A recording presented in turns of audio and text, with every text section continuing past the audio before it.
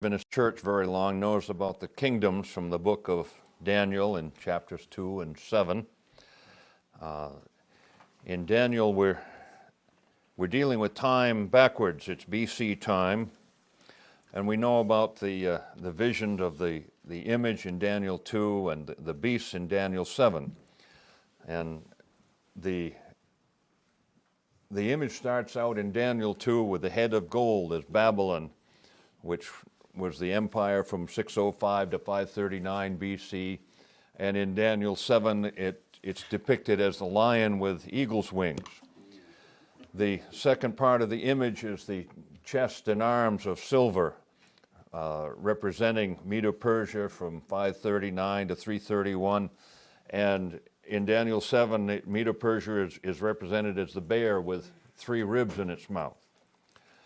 And then the thighs and belly of brass represents Greece from 331 to 168. And in Daniel 7, it's represented as the leopard with eagle's wings, 4 wings. And then we go down, the last part of the image is the legs of iron, which represents Rome from 168 BC to 478 AD.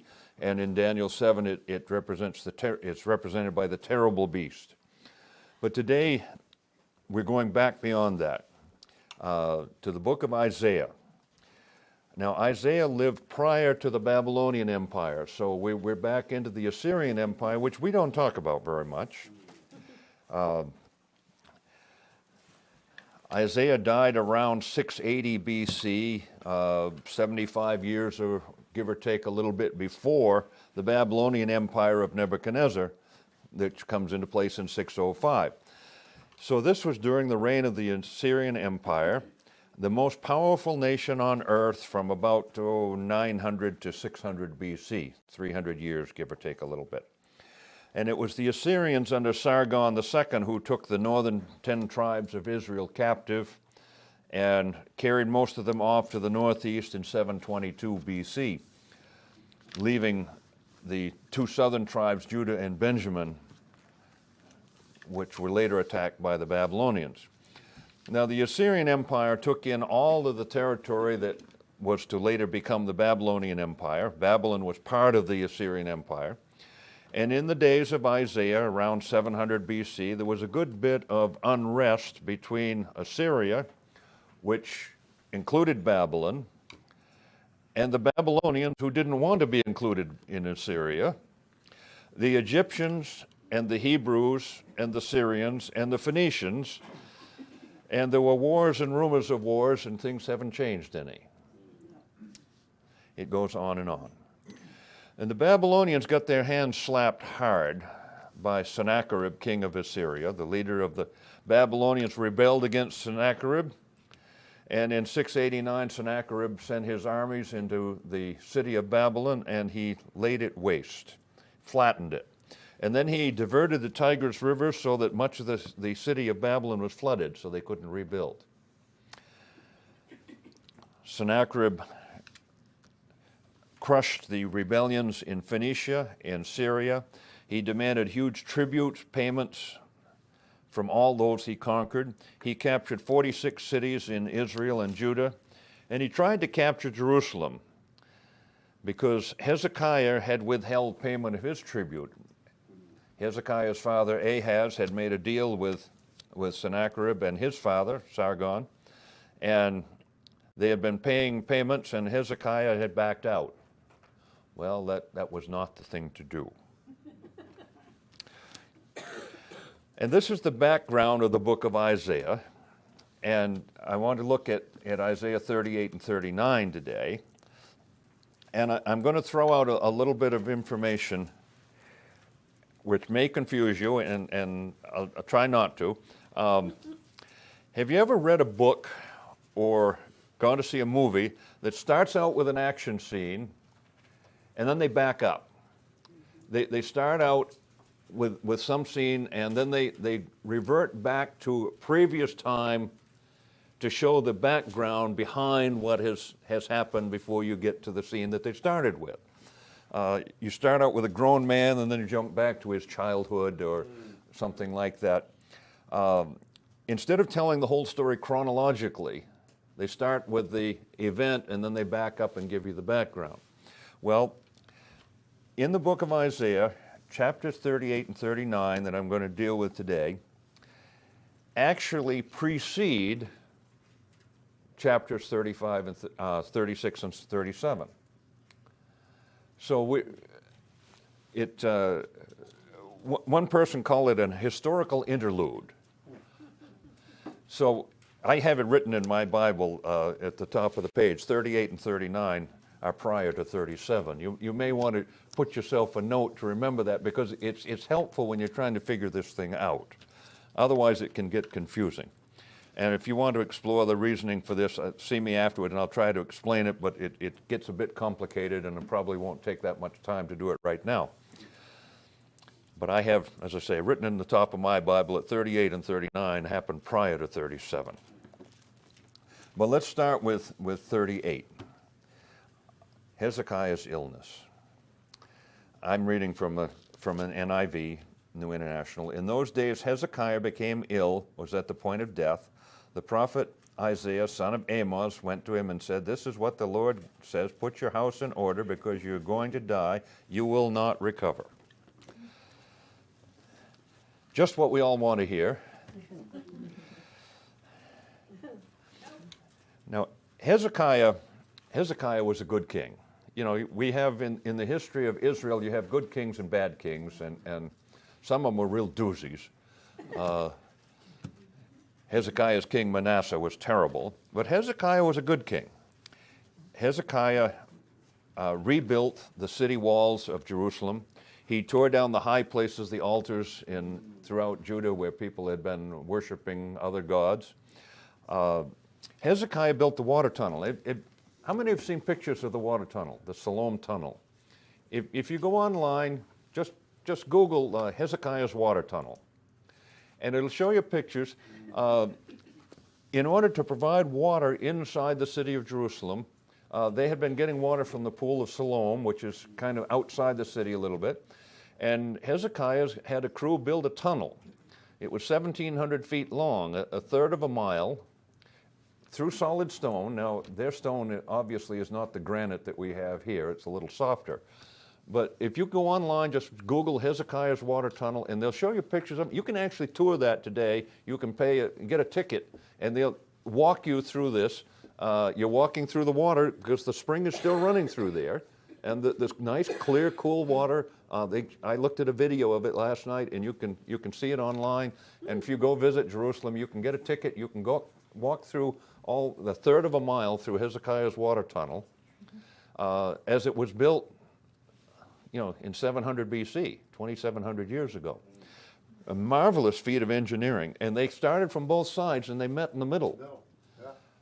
Tremendous. Tremendous. How they did it, I don't know. But Hezekiah was a good king. And here he's told that he's going to die. Now, sooner or later, we all face that. And I'm a great procrastinator on both counts. Number one, putting my house in order, and number two, dying. I'd like to procrastinate just as long as I can. That's my intent anyway. But I really should put some other things in order, because if I die tomorrow, my wife is going to have one terrible mess to deal with, I can assure you. And Hezekiah prayed about this. In verse 2, 38:2, Hezekiah turned his face to the wall and prayed to the Lord, "Remember, O Lord, that I've walked before you faithfully and with wholehearted devotion, have done what is good in your eyes." And Hezekiah wept bitterly. He had done good. He was a good king. And the word of the Lord came to Isaiah, "Go tell Hezekiah, this is what the Lord, your God of your father David says, I've heard your prayer and seen your tears. And I will add 15 years to your life, and I will deliver you from the city and this city from the hand of the king of Assyria, and I will defend this city." Well, Hezekiah's prayer, he pleaded with God, and God responded favorably, and immediately, apparently, or close to immediately. And how many times we would wish that God would respond to our prayers in a concrete, immediate way, other than than having to wonder if God really heard me. And God responds through the prophet Isaiah. And this is the Lord's sign to you, verse 7, that the Lord will do as he promised. I will make the shadow of the cast by the sun go back 10 steps. It has gone down on the stairway of Ahaz, so the sunlight went down or back 10 steps as it had gone down. I will add 15 years to your life, and I skipped over that, I'm sorry, in verse 6. Verse 5, I will add 15 years to your life, will deliver you from the king of Assyria. Now, God tells him that he's going to add 15 years to his life. Now, as far as we know, Hezekiah was somewhere in the neighborhood of 38 to 40 at this point, give or take a little bit, as the best we know. And realize that at that point, that's probably the average lifespan, or maybe even beyond the average lifespan of most people in those days. He was getting up there, although some people lived older. A lot of people died younger in those days. And here he is in midlife and maybe toward later life, and God says, I'm going to add 15 years to your life. I'm going to deliver you from Assyria, and I'm going to give you a sign of that just so you know. And how often we would love to have a sign from God. God, how do we know that you heard us? Give us a sign of some kind. Gideon and his fleece, he laid it out, and let's give me a sign of some kind, Lord. And we skip down to verse 9, and it says, a writing of Hezekiah, king of Judah, after his illness and recovery. So he's writing this afterward. This is looking back. In verse 10, he says, in the prime of my life must I go through the gates of death and be robbed of the rest of my years. I said, I will not again see the Lord in the land of the living. No longer will I look on mankind or be with those who dwell in this world. He's reflecting back on this time in his life when he was told he was going to die. I don't know who told him he was going to die. I don't know who gave the medical diagnosis and how it came about. But he was told he was going to die. And he writes back on this, and I'm going to skip through some of his prayer there down to verse 16. Lord, by such things men live, and by my spirit finds life in them too. You restored me to health and let me live. Surely it was for my benefits that I suffered much anguish, and your love kept me from the pit of destruction. You have put all my sins behind your back. For the grave cannot praise you, death cannot sing your praise. Those who go down to the pit cannot hope for your faithfulness. He's praising God, and actually God had given him warning that he was going to die. We don't know exactly what his illness was all about, but he was restored to health, and he writes this psalm of praise, praising God because he was delivered. And I'm skipping down to verse 21. There's an odd little bit here. Isaiah said, prepare a poultice of figs and apply it to the boil and you will recover.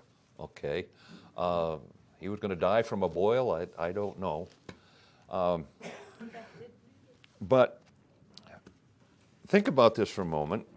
God promised healing, but Isaiah told him to go make a poultice of figs and apply it.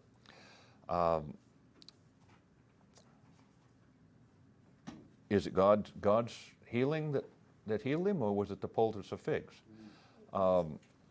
There are people today sometimes who try to rely on faith in God for healing, yet refuse to use current medical information. In his day, the poultice of figs was probably top-notch medical information. That was probably cutting-edge medicine. And faith in God's ability to heal does not negate the practice of good medicine. So he applied the poultice of figs. Now, In chapter 39, we have a part of the story that develops further. At that time, Merodach Baladan, or son of Baladan, king of Babylon, sent Hezekiah letters and a gift because he had heard of his illness and recovery. And Hezekiah received the envoys gladly and showed them what was in his storehouses, the silver, the gold, the spices, the fine oil, the entire armory, everything found among his treasures, nothing in his palace or in all the kingdom that Hezekiah did not show them. Stop and think about that for a minute. Here are people who come from Babylon. Now remember, Babylon was ruled over by the Assyrians. And the city of Babylon was head of the capital of the nation of Babylon, which was still part of, overruled by the Assyrian Empire. They were oppressed or suppressed by the Assyrians. And they have come to visit Hezekiah. And they sent letters and gifts to Hezekiah because they had heard of his illness and recovery. Why did they come? Reconnaissance? Why did they come? They heard he'd been sick. How did they hear? How did they know? Now, the Babylonians were into astronomy and astrology, very closely related. Remember the story of the wise men who came to see Jesus when he was born? Where did they come from? They came from up in Babylon because they had seen a star in the skies. Why did they pick up the star in the sky? Because they were into that stuff. They studied the stars. A Babylonian by the name of Hipparchus in 120 BC had charted all of the stars in the sky as they knew it in their day. He had a tremendous star chart, and you could look at, there are copies of that today. You can look at some of that and see the stars, and he had them there. And they studied these things. Now, as far as the shadow going backward on the sundial, I wouldn't begin to even try to explain how that would happen. Geophysically, astronomically, whatever, I couldn't begin to try to explain. But apparently, it was something that they picked up on. And the sign of that drew them. How does this come about? Well, it's something to do with Hezekiah's healing, and they came to check it out. They came to investigate, to find out who it was that could upset the astrophysical elements in a way that nobody could explain.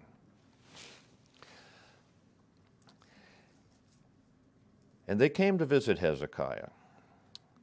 And Hezekiah gave them the grand tour. In 39 verse 3, it says, Then Hezekiah the prophet went to then Isaiah the prophet went to King Hezekiah and asked, What did these men say? And where did they come from? Isaiah's checking this out. What's going on here? From a distant land, Hezekiah replied. They came to me from Babylon. And the prophet asked, What did they see in your place, in your palace? They saw everything in my palace, Hezekiah said. Nothing among my treasures I did not show them. Ooh, that's not good. That's not good. Isaiah said to Hezekiah, Hear the word of the Lord Almighty. The time will surely come when everything in your palace and all your fathers have stored up until this day will be carried off to Babylon. Nothing will be left, says the Lord, and some of your descendants, your own flesh and blood, who will be born to you, will be taken away and become eunuchs in the palace of the king of Babylon. Oh. A punch in the gut. And Hezekiah realized he'd messed up. So how does he respond to it? The word of the Lord you have spoken is good, Hezekiah replied, for he thought there will be peace and security in my lifetime. Wait a minute. If somebody came to you and said, your descendants are going to be carried off and made eunuchs in Babylon, and everything is going to be destroyed, the city will be lost, nothing will be left, would you be pleasant after that?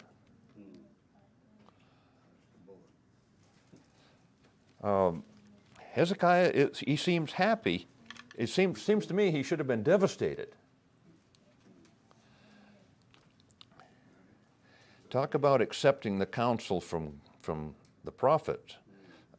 God spoke to him. Oh, I accept that. Man, how could you accept that and not be distraught? I'll share with you another perspective.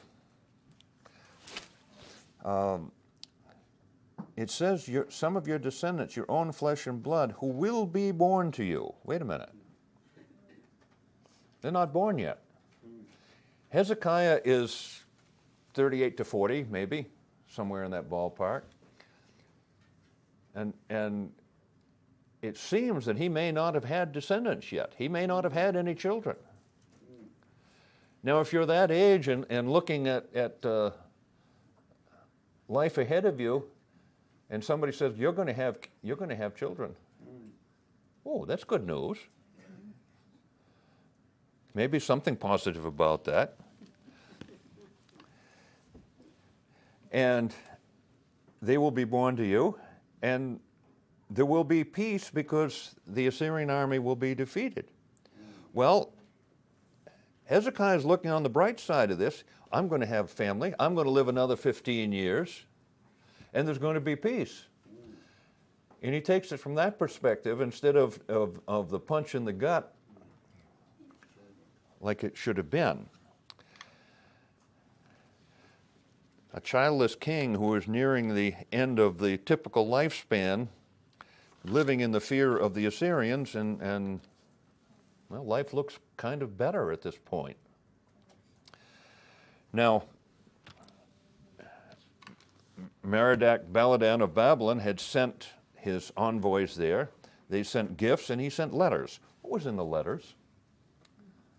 What do you suppose? Hezekiah had tried to rebel against the Assyrians by withholding the tribute that his father Ahaz had paid. And Hezekiah had tried to make friends with the Egyptians who would help him perhaps in his rebellion against the Assyrians. Merodach-Baladan of Babylon was also of the same attitude as Hezekiah. He had no use for the Assyrians, was looking for any way he could to get around it.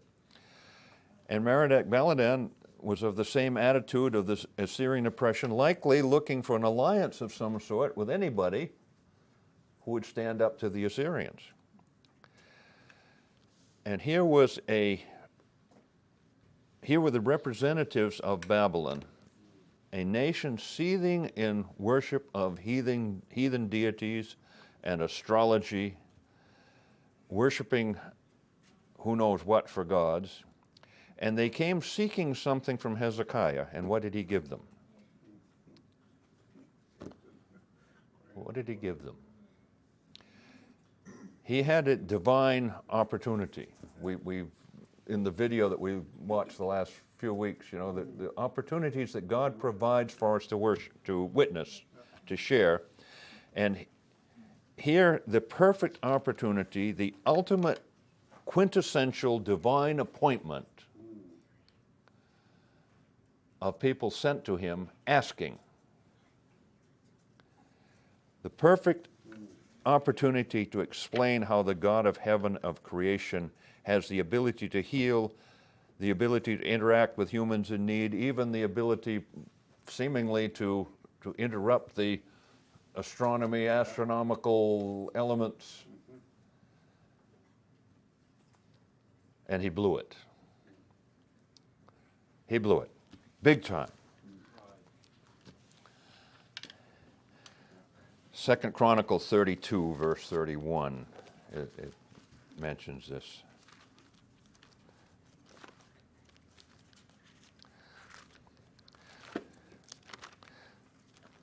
Second Chronicles 32.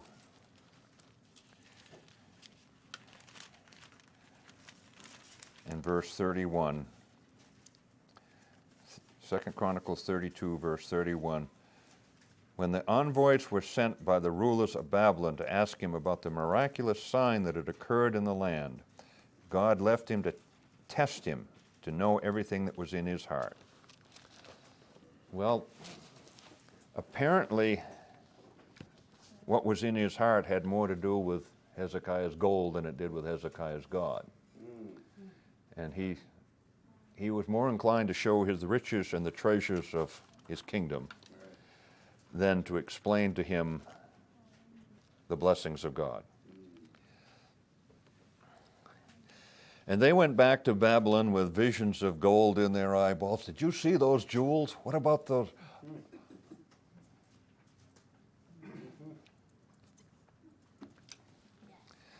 You ever go into a store for something and you come back with something different?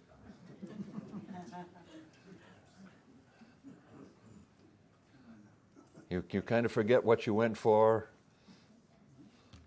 and you come home and your spouse asks you, well, what happened? Oh, I forgot that.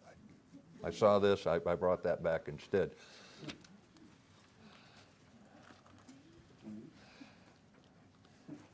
We get sidetracked and we lose our focus. We forget what's important.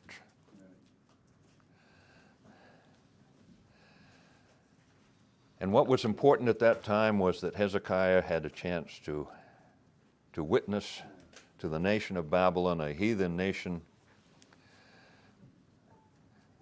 Ellen White said in Prophets and Kings that he had the chance to convert Babylon. Well,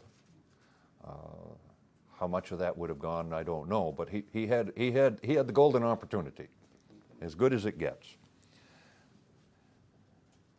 Prophets and Kings, she says, the evil seed had been sown and in time was to spring up and yield a harvest of desolation and woe. 110 years or so later, representatives from Babylon visited again, and they were with the army of Nebuchadnezzar, and they came to get that gold. They carried back to Babylon the treasures of the palace, the furnishings of the temple, and most of the people of Jerusalem as captives.